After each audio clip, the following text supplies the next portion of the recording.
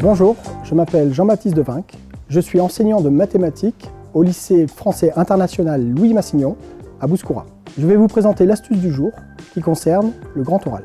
Il faut savoir que la note de cet oral repose essentiellement sur 3 critères. Votre éloquence, l'utilisation pertinente de vos connaissances et votre capacité d'interaction avec le jury.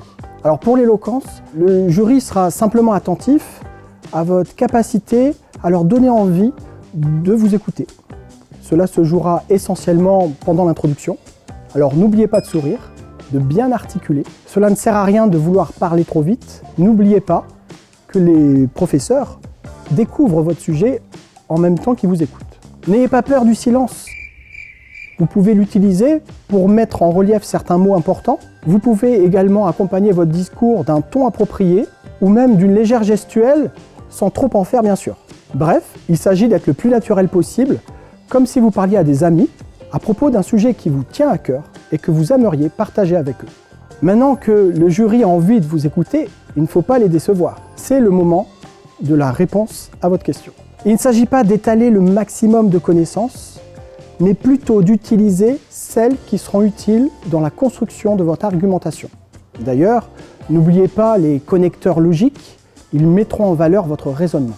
Donc soignez et apprenez par cœur vos phrases de transition entre les différentes parties de votre développement. Elles mettront en évidence le côté structuré de votre oral. Après les 10 premières minutes de présentation, c'est au tour du jury de prendre le contrôle de cet oral avec les 10 prochaines minutes interactives. Le jury est composé de 2 enseignants différents, l'un de l'aspect, l'autre pas.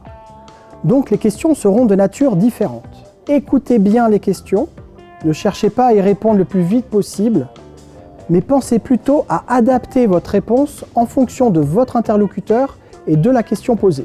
Comme toute personne sur Terre, vos connaissances seront limitées, c'est normal, donc n'essayez pas d'aller au-delà, cela se verra tout de suite, et le jury préfère un candidat conscient de ses limites. Pour finir, je vous conseille de répéter plusieurs fois les 10 minutes de présentation avec vos professeurs, vos amis, votre famille, afin de maîtriser complètement ces 10 premières minutes qui représentent la plus grande partie de la note finale. Avec une très bonne préparation, cet oral peut également être un moment agréable pour vous et pour le jury. C'est tout ce que je vous souhaite.